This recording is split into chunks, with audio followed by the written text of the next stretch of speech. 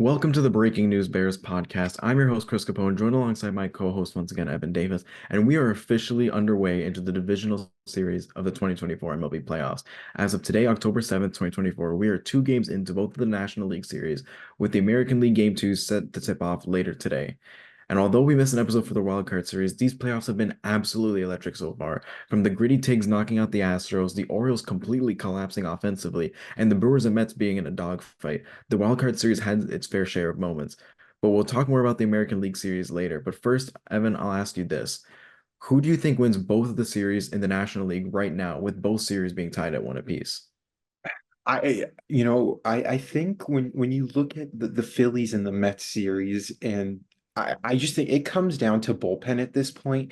And although the Phillies bullpen has shown signs of vulnerability, I think the Phillies will win just simply because of the depth of their bullpen. If you look at it, I think it's over like the last week, Edwin Diaz has thrown 103 pitches. Like Carlos Mendoza has asked for 6 or 7 out saves way too many times. And I just don't think it's reliable. And Tyler McGill, he looked good enough in the game yesterday. Unfortunately, it just wasn't the result that they were looking for. But I don't really trust the bulk of the Mets bullpen. And I also just the fact that they can't hit starting pitching is a little concerning. Yes, it's worked over the last 3 games if you want to count the game 3 against the Milwaukee Brewers in the wild card series, but I just think at some point the luck is going to run out. Like it's asking too much of your offense in too little of time. And I get that the Mets, will have home field for these next 2 games, but I just think if they can't attack the starters, it's just going to be difficult. I And mean, yeah, then, oh, you can keep going. no, keep going, you go.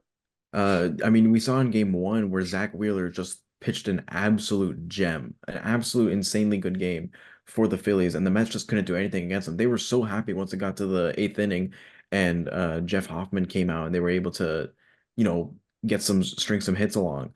It's such a, it's really bad for the Mets right now that they have such a gap in their offense when it comes to hitting starting pitching. They did decent against Christopher Sanchez yesterday, and the reason why the Phillies chose to put Christopher Sanchez in the game against in game 2 is because they wanted him at home rather than on the road because his home and road splits are atrocious on the road. Hmm. So it just the Mets need to find a way when it gets to game 3 and they're up against Aaron Nola, they need to find a way to get into the mind of a starting pitcher, get some hits off them early because you can't always. I know the Mets have been doing it uh so much recently where they've been coming back late in games, but eventually that's not going to work out. Eventually, one of the other opposing team's bullpen is going to lock in.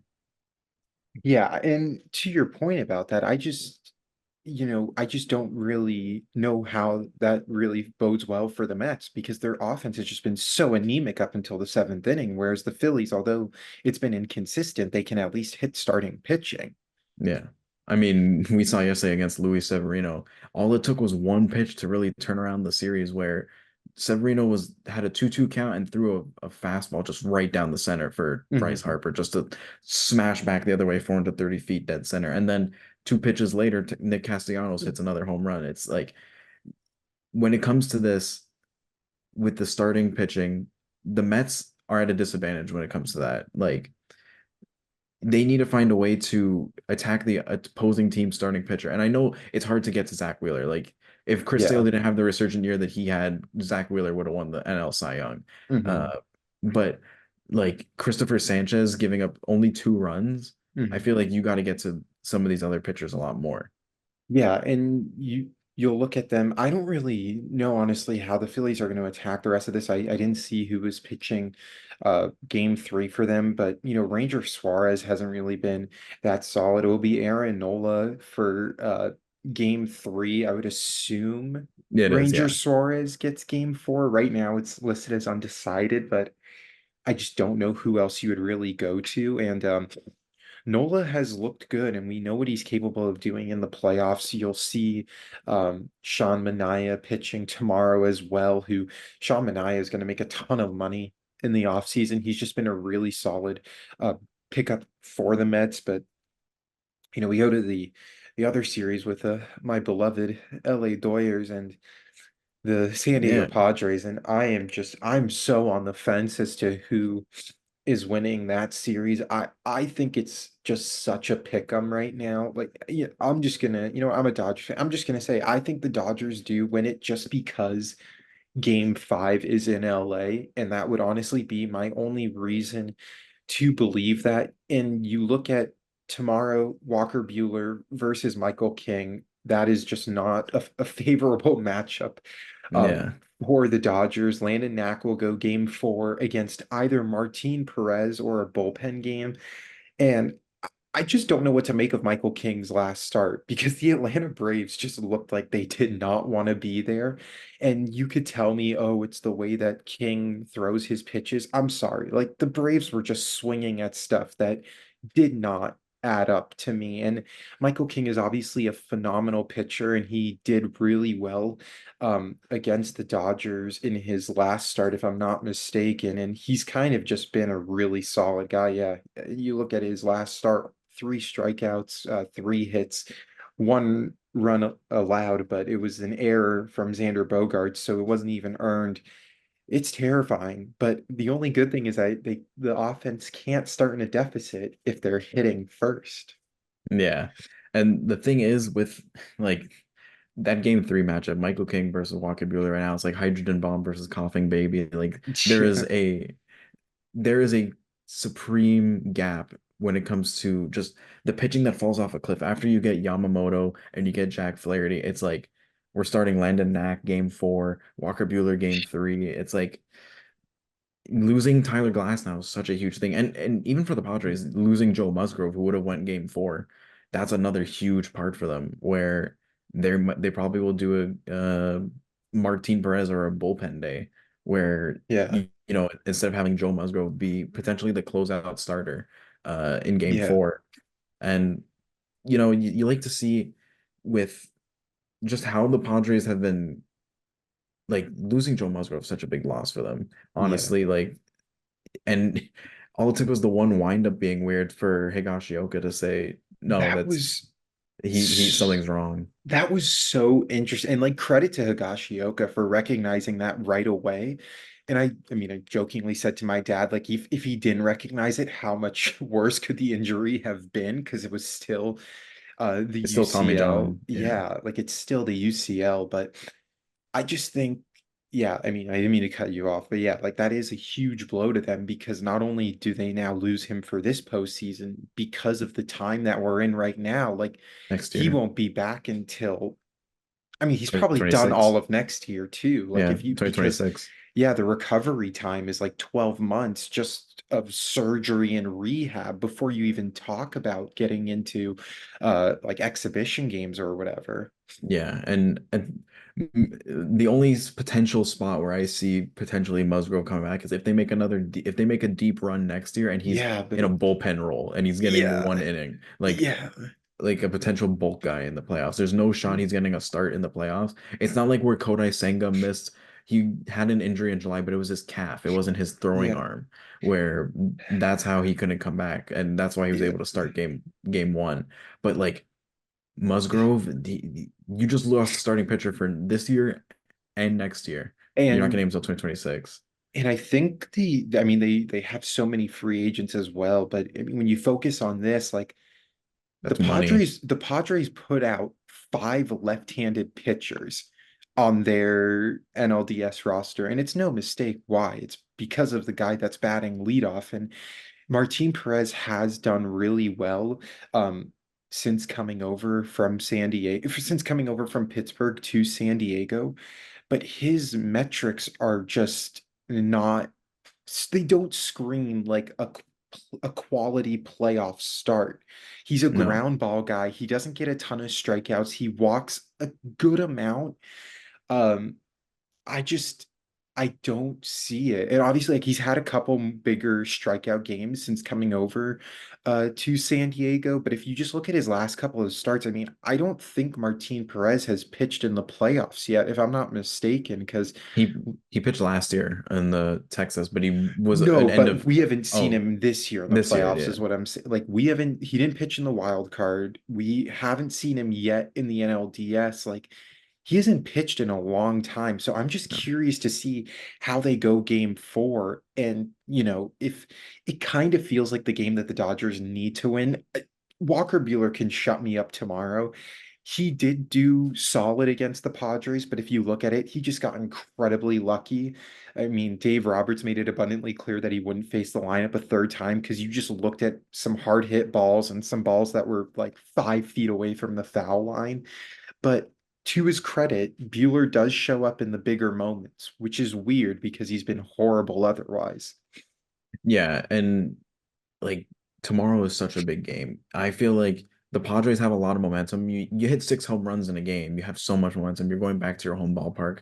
It's a real toss up right now, but I think the Padres have the advantage. I think you see the two difference of games, by the way. You see game one, the top three in the Dodgers lineup did a lot better, where obviously Ohtani had the 3-run home run.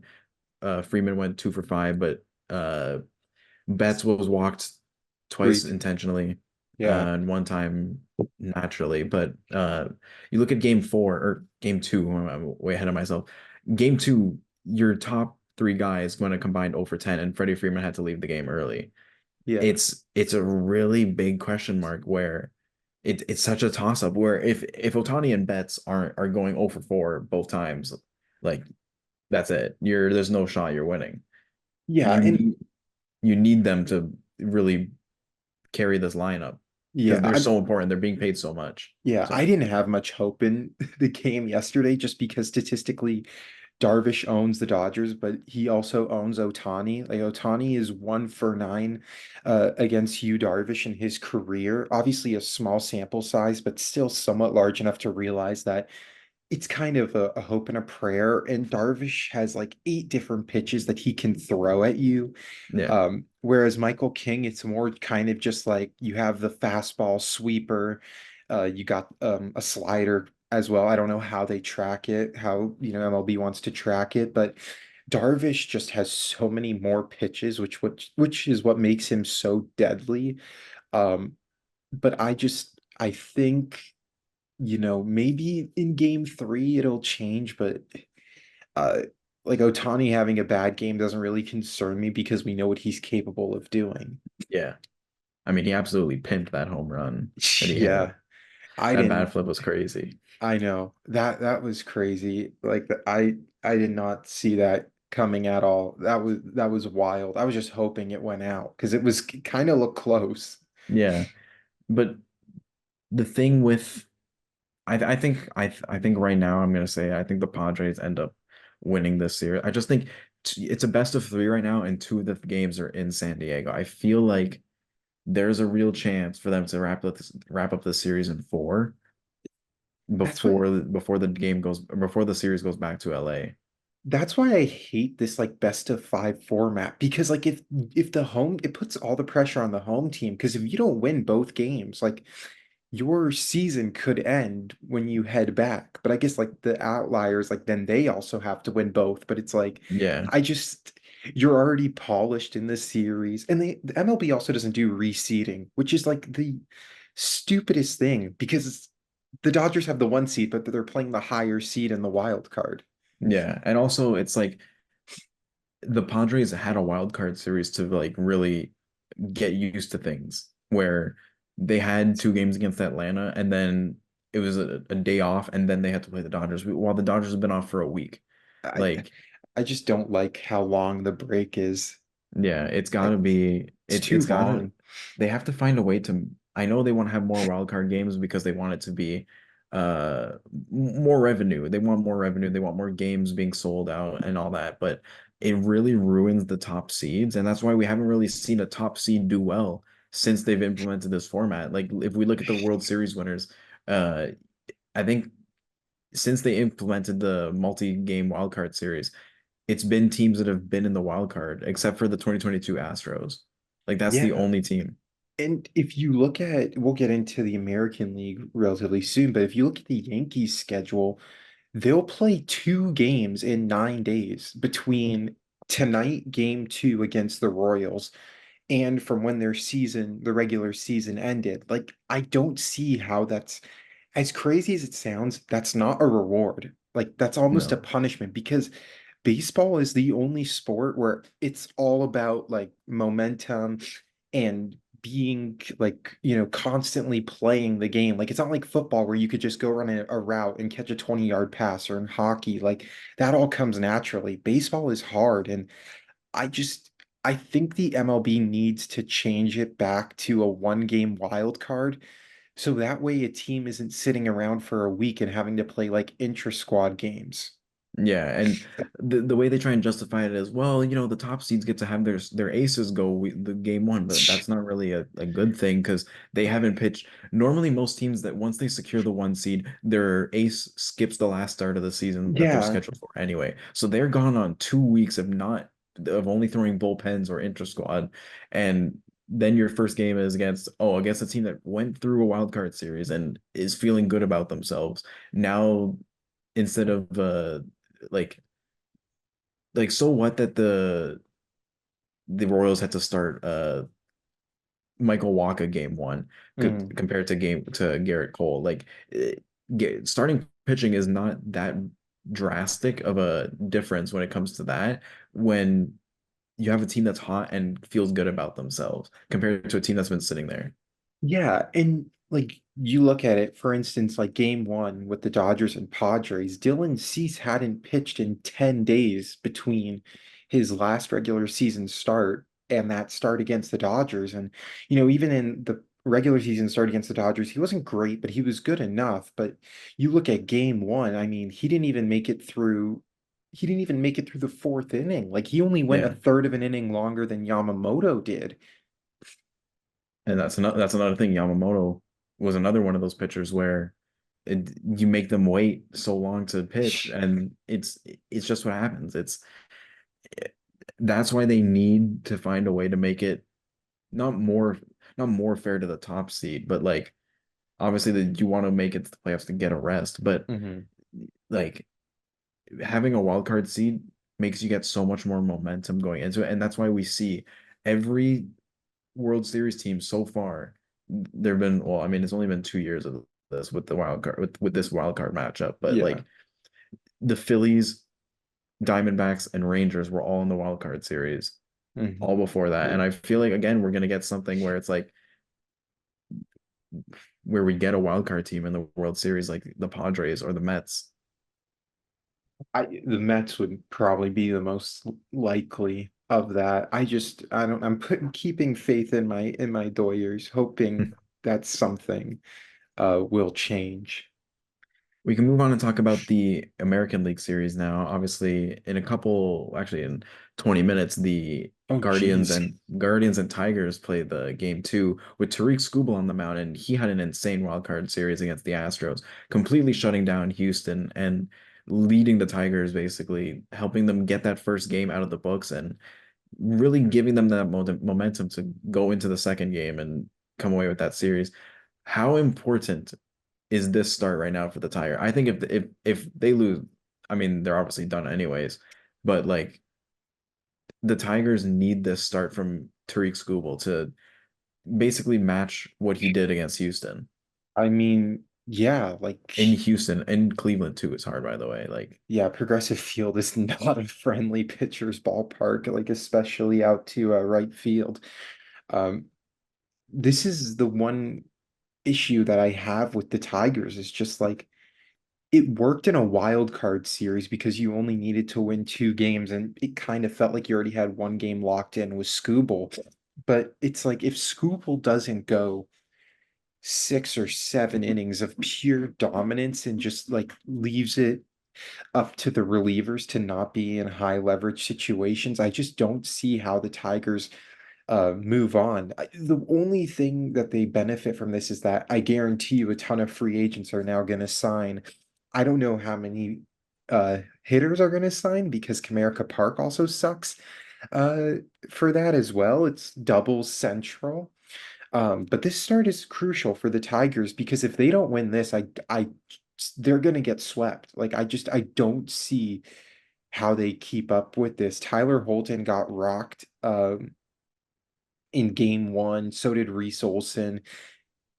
That's the problem with this team is that, if they had Jack Flaherty who went 5 1/3 yesterday, it's a completely different game. This start is everything. If they don't win this game, I just don't see how they win any other game. Yeah, and you look at it where if the Tigers win today, if they can somehow force a game five and they win today, they get Scooble for game five. Like that's a huge, huge thing.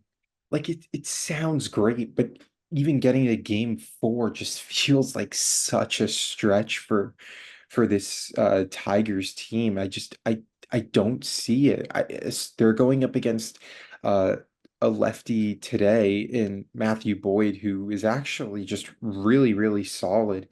And you look at the Tigers, like they're doing okay against left-handed pitching. There's not a huge drop off between lefties and righties, but the numbers just still aren't that great. But yeah, it really comes down to it where you need they need to get something going where if they can steal today's game and steal a game in Comerica Park where they have their home fans behind them, maybe somehow Cleveland gets rattled. If you can force that game five with Tariq Skubal, that's literally a 50-50. I would like the Tigers in that series Mhm. or in a game five. Oh, 100%. You're absolutely right. It's just they have no starting pitching Yeah. to use, and you look at the Guardians, although it's not as great or as sexy as well, if you will. Like I would still trust them more just because it's the Guardians and I would take their offense. Like right now it would be Boyd and then you throw in Alex Cobb, who Alex Cobb has actually been really solid since getting traded from the Giants and coming off that injury. I I just don't see it with the Tigers. I think it's crazy Alex Cobb is getting the game three start, by the way, when he's just coming off another injury. Like he missed some time on the IL with Cleveland, only had three starts with them. And he's starting game three when they still have like Ben Lively. I know Ben Lively has a higher ERA, but like I didn't think Alex Cobb would have been the option right now. You know what? That's listed right now, and he hasn't pitched in over a month. I just don't see how it makes sense. Lively was really, really good in his first start, so I don't see why. But I guess Lively pitched game one against the Tigers, so I don't know if That was Bybee. Oh, Bybee pitched game one. I got them mixed up. You're right. Bybee pitched game one. Yeah, I don't know why they wouldn't go to Lively. Maybe that's just, it's listed on ESPN as that right now, but they might actually have something else to show. They said it on Uh, the broadcast too for game one. They said they were bringing Cobb to start. I still don't get it. I think you should warm him up and have him just pitch out of the pen, but I that's don't but know. Stephen Vogt, he's cooking, I guess. Yeah, let him cook. I trust him with whatever he's got up his sleeve. Because obviously the rest of the Guardians rotation is a huge question mark. If it's not Bybee, Lively, or Boyd like I feel like that should be your four man, your four starters, Yeah, and your fifth. You don't really need a fifth because you're just gonna that bullpen's relay. insane. Yeah, the bullpen's insane. You can start with an Uh, opener and then do a bulk of like Gavin Williams yeah, or yeah. one of the Uh, two. and lastly, I guess we'll talk about the Kansas City New York series where that series is 1-0, and I really thought Kansas City was going to sneak out with a win for game one. I just wanted them to somehow sneak away with it. The lead changes. I thought the strike zone was kind of off for Kansas City. Uh, Hmm. some of the pitches looked like they were strikes and they weren't being called, and that's what led into two bases loaded walks Hmm. and really changed the momentum in that game. But Cole Reagan's on the bump tonight against Carlos Rodon. You have Cole Reagans who got taken out of his last start, his first start in the wild card series, relatively early. I think he was only at 80 pitches through 6 innings, Yeah, you had the calf, uh, calf calf. strain. Yeah. But I don't know. This is the one of the biggest games of the season right now, where if Cole Reagans can pitch a gem, and it's gonna be hard in Yankee Stadium, but if he can pitch a gem, I really like Kansas City's chance. Yeah, I mean, New York, like Yankee Stadium is just so brutal for pitchers, but Cole Reagans he looked absolutely phenomenal. And to your point about, game one, five lead changes, the most we've seen in a postseason game ever. I did think the Royals got cheated out of that game. If you look at Austin Wells at bat, I think this is when the Yankees they were down like 3-2. It was the bases loaded. Wells was Yeah. up, and I don't know. It just felt like any pitch on the corner was just not going in the direction of the Royals, and that's how I felt they kind of got a little bit cheated in that game because it just felt like the strike zone was so tight. It kind of sucked, but Cole Reagan's a lefty who just absolutely dominates. And I continue to say it. I don't care that the Texas Rangers won the World Series. They got absolutely fleeced in this deal. I don't care if you win a ring. My dad says prospects for parades. I don't think that applies in this case. Cole Reagans is 26 years old, and you can make a case that maybe outside of a Max Fried when he's fully intact, Cole Reagans is the second best, or I'm sorry, Chris Sale this year. Yeah. Chris Sale, Max Fried, and Cole Reagans. I wouldn't take anyone ahead of Reagans outside of Fried and Sale when both of those are fully healthy. He shut down a Baltimore Orioles offense that, obviously wasn't that great in the postseason, but still 8 strikeouts, 60 pitches. He easily could have gone 7 or 8 innings, 0 walks, only 4 hits allowed. This is a Yankees team that is prone to strikeouts. You look at Judge, you look at Stanton, Soto, obviously not as much, but Verdugo as well, Jazz Chisholm. Cole Reagans could have a field day today. Yeah. Just a quick note on the Austin Wells at bat. I'm looking at the strike zone for it right now. He walked on 7 strikes. It's All the pitches that were called balls clipped the strike zone. And I feel like that's yeah, such a huge, and it was like you said, it was all the ones on the corners yeah, where, in a one-run game. yeah, it's such a huge momentum changer where he should have really struck out.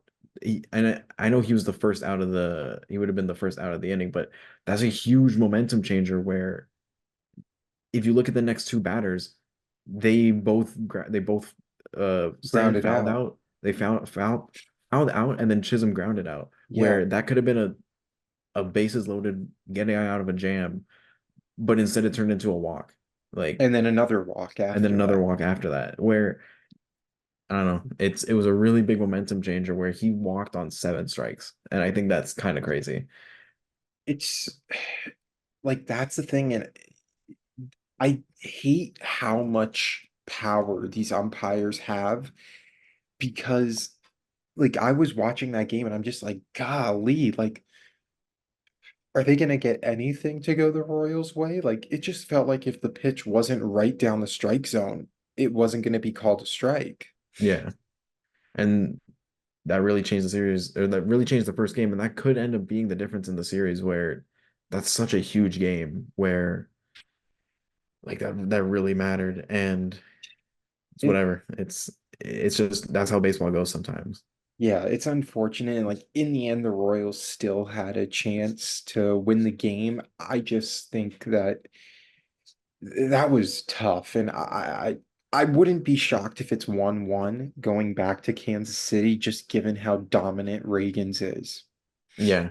And you have Seth Lugo starting game three. Like it's a really good position for the Royals to be in right now. At least I would imagine Lugo would go game three. Um, but it's a really good position for Kansas City to be in right as of right now, having you lost a really close game one, and that was Garrett Cole on the bump. I feel like that was the best you probably could have Hmm. done right now. Yeah. And once you get into the depth of the Yankees rotation, like this will be the hardest two starts where you have Cole and Rodon. But Hmm. after that, who's going game three? Like, is it like Cortez is out, Stroman's not even on the roster. I Uh, are they starting like Clark Schmidt? Is he even on the I don't roster? even know. It's I it's a it's a huge question mark once you get or Luis Hill. It'd be Luis Hill, yeah. but it's still a question marks where Luis Hill hasn't pitched in the postseason, and you never know how that affects anybody. I mean, neither has Cole Reagan's, but Cole Reagan has some nasty Paul stuff. Reagan's is an outlier where it's Yeah, just his stuff is just so unhittable that it's laughable. But this is like no one really talks about how sneakily good, if that's even a word, how sneakily good the Royals starting pitching is. Like, although Lugo didn't have his best stuff against the Royals in that game Orioles. too, or I'm sorry, the Orioles. I thought I said Orioles.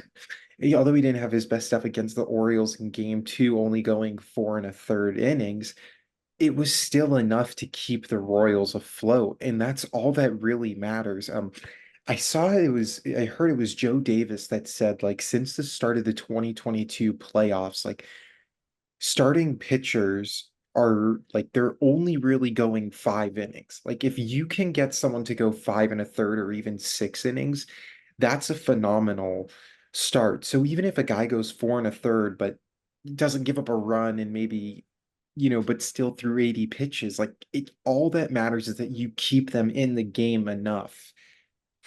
Yeah, and it's one of the things where people and managers specifically are really into the analytics and they don't want a pitcher going a third time around in the order. And it's detrimental to the team at times where we're going into the bullpen too early. And like we see with the Mets bullpen is being overworked right now, where Edwin Diaz is coming out for a 7 out save. A 7 out save. Yeah. Like it's an insane ask of a pitcher who normally only pitches, let's say a reliever at most would go 25. That would be Hmm. if an outing like they walk two guys or something. But Hmm. this much of an outing to have like where you're asking so much of your bullpen. I know you're only keeping them for an inning at most throughout the entire regular season. You're not really uh expecting him to go out and go 2 innings. Yeah. You've seen it with the Guardians too, where they had Tanner Bybee come out early when he was doing okay, and it was a 5-0 game Hmm. against the Tigers, and you make Cade Smith go 2 innings, and it's like you're sure Tanner Bybee couldn't go another inning. Like Yeah. it's asking too much of bullpens, and that's what leads to teams having gassed bullpens and running out of steam. Yeah, I didn't get that decision either to only let Bybee go 5 innings and then even to bring in Clase. Like, I guess like Yeah, that was more just Class to A too. keep just I think that was more just to keep the guys like fresh since they hadn't been playing in a while. But I just think like you had to have let Bybee go a sixth inning. I still obviously it worked out, but like imagine Class A getting hurt coming into a 7-0 ball game where it's Like, like you didn't need him at all. no, Like exactly. Like that's what I was thinking. I was like, yes, it made sense because he hasn't pitched in a while, but it's kind of also just like why? Like why risk that? why risk anything? If he gets a sharp comebacker coming out to him and hits him in the, I don't know, leg or something, and he something happens or he gets hit in the head, then it's like, well, we just lost our closer because we put him into a 7-0 ball game. Yeah, But that he had no business in. yeah, it's like Derrick Rose going into the game up 20 against the eighth seed. Yeah, Why not take him out of the ball game? And now, yeah. And it doesn't work out. yeah. But I feel like looking at the series as a whole, right now, I think Kansas City has a better chance to win just Hmm. because I trust their rotation a hell of a lot more than I trust New York's right now. Garrett Cole, yes, he's the scary monster and he can start game four for them, which is another huge part for for New York right now. But like, I don't know if I trust Carlos Rodon and Luis Hill in the rest of the series to Yeah, like really be a stabilizing factor. yeah, like Rodon has looked good at times, but at other times he kind of looks like the pitcher that we saw last year. And that's my only concern. And I would give the upper edge to the Royals, which is kind of crazy because I think their offense isn't as great, but they just get timely hits. And in the postseason, that's all that really matters. Like Vinny Pasquantino coming back from that broken arm. It was a broken arm, broken wrist, whatever it was. But to Yeah. come back and to already, obviously the first couple of games, didn't look great, but it's not like he had a rehab assignment, so he's rehabbing in the playoffs and he's looked good. Bobby Witt Jr. just always seems to be clutch. They have Michael Garcia. Like they just have a lot of under the radar guys that are still very capable. Yuli Gurriel coming back from the dead and I didn't even know not you. playing not playing at all during his brief tenure with Atlanta, like playing in the minor leagues for Atlanta and then Yeah, just coming to Baltimore, or not Baltimore, coming to Kansas City. And I'm 40 years old and I'm still getting timely hits. I'm walking, uh, getting hits off Garrett Cole, and I'm 40 years old and I wasn't even in the major leagues until like 3 weeks ago. it's Like crazy to me because it's just like I didn't even know he was in the major league. Like I didn't even know what he was doing, but he's I thought he doing enough. retired. I genuinely thought he retired too. But you know what? Good for him. And if the Royals do end up going deep into the playoffs, like that could just be so much fun to see. And they're also another team where like ownership has kind of been reluctant to spend at times, but it's also just because the product on the field hasn't been, that great. But if you look at it, like you have a shortstop of your future, which is honestly the most important thing. You have Vinny Pasquantino there over at first. You kind of just you gotta build out the bullpen, and you gotta build you gotta get, maybe you get a better second baseman. Michael Massey has been solid. I love you, Salvador Perez. If there's another catcher out there, like you gotta go get him because Salvador Perez, as great as he is at framing behind the plate, he is 34, going to be 35 when the season starts up again next year. Put him as a DH. Like put Vinny Pasquantino at your first base spot, and they're in a division that's so weak that they can easily compete with all of these starters. I mean, we didn't even mention a guy like Brady Singer who had a really, really Yeah. solid year this year. That's what I'm saying. I think I trust Kansas City right now more than I trust New York, just because. Also, just a quick note, Aaron Judge in the postseason has been since the 2019 postseason, Aaron Judge has an OPS below 600. And that's like I saw a post from John Boy saying like, actually, if you look at it, Aaron Judge has a career 750 OPS in the postseason. A 750 OPS for Aaron Judge is not good. They're Yeah. like, oh, but it's okay for other players. No, that's okay for the average player. Yeah. That's not what it's supposed to be for Aaron Judge, who literally just came off the best hitting season for a right-handed hitter of all Yeah. time, statistically. Well, yeah, and like the reason why we're so critical is the fact that his regular season career OPS is over 1,000. So Yeah. that's a significant drop off. Like, just to preface, like if you have a 725 OPS, you're an average hitter. You're not supposed to be the guy that's batting in the three spot for your team. But yeah, I guess, even a guy like Mookie Betts who I miss the 2018 Red Sox Mookie Betts that killed the Dodgers, but Hugh Darvish couldn't do it for LA. He could do it for San Diego. Betts couldn't do it for LA, but he could do it for Boston. Yeah. That's the one thing, and it's just like they go up against Reagan's tonight, and if they can manage 2 runs against Cole Reagan's, they did their job. Like Yeah. if Cole Reagan's only goes 5 innings and allows 2 or 3 earned runs, or 2 or 3 runs, like the Yankees did their job. Like even if they lose the game, they did their job. Yeah, and I feel like that's fair to say where it comes down to you just need to find a way. And no matter what it is right now, you need to find a way to just get into the lineup and steal a game. You just Yeah. need to get into their lineup, find a way to pitch around some like I think right now you could probably get away with pitching to Judge, where I feel like when it comes to the regular season, most teams are looking to intentionally walk him. Um, and you look at it like Soto. Soto had an insane first game, a double and two singles. Hmm. Uh, he looked really good for his postseason debut with the Yankees. And if these other players in the lineup are gonna, kind of carry the weight that Aaron Judge, like Alex Verdugo doing nothing the whole regular season and then going 2 for 3 with the game-winning knock in the seventh, Yeah. like that's just how it comes down to at these points where you need to find a way to just put things together, and other guys in the lineup need to step up when especially your stars like Aaron Judge continue to have postseason woes. Yeah, exactly. And this Yankees team, I don't think we mentioned, this is the easiest path they'll have to a Three AL World Central teams. Series. This is the easiest path that they will Yeah, have to a World Series. They have home field advantage all the way up until they get to the World Series, depending on, if the Dodgers or Phillies are there, then they will have home field. But the Orioles, their biggest competitor throughout the regular season and up until maybe the final week of the regular season, were gone. The Tigers take down the Astros, who were arguably the biggest competitor to the Yankees. Although the Tigers and Astros were only separated by 3 wins, everyone, including myself, thought, well, it's the Astros. We know yeah, what they're like come October. I mean, we do owe them their respect. They've been in the NLCS each year, ALCS each year for the last 6 years. They're gone.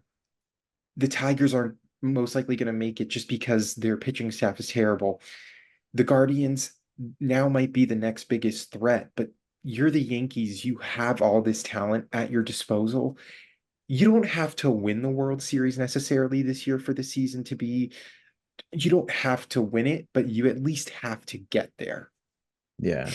How like electric would it be to have a Yankees Padres World Series Now, after Yankees that big Dodgers would be trade? pretty good too. Yeah. Yankees Dodgers, I don't think even the most diehard sports fans want. That just seems so vanilla. That's so just like, oh, the Yankees and Dodgers in the world. What was it, 1922? Like, what are we doing? But No, like, I think it would, but to your point, like, God, I would not turn on any one of those games because that would be my worst nightmare. But to your point, how electric would that be? yeah, like a Yankees Padres World Series would kind of go crazy, seeing that they traded Juan Soto to the pot or to the Yankees, and then they got back the piece Drew Thorpe, who they ended up trading to the White Sox for Dylan Cease, and it's like that'd be kind of electric stuff, kind of That written in a movie. that would be cool to see. Yeah, I would be interested to see how that goes, but I will not be watching a single second of that. it's okay. It'll be a Tigers Mets World Series. Everybody wants to see the gritty Tigs versus the grimace Mets. I would honestly watch that. That would be electric. That Seeing would be that would be so much fun. it would like the average sports fan would not watch it, but I would definitely watch it. Oh, it would have the worst rating for a World Series, I think, Oh, ever. it it would like even last year's was horrible in terms of a ratings perspective. I think this year might be like, yo, hold my beer. I can Yeah. one up you on that. I don't think anyone would watch the Tiger. I don't think you go on the street, you ask any like diehard baseball fan, name me four players in the or not diehard baseball fan, but any like casual baseball fan, name me four players in the Tigers lineup. They they think Tariq Skubal's hitting for them. Yeah, they would not. Like, Nobody would know. yeah. But anyways, I think that'll just about do it for this episode of Breaking News Bears. I once again want to thank my co-host Evan Davis. I once again want to thank you guys, the listeners, for listening to another episode of Breaking News Bears. We'll be back with the next another episode next week, where hopefully most of the series will be wrapped up, and we'll have a prediction on the ALCS. Thank you all again once for listening. See y'all next week.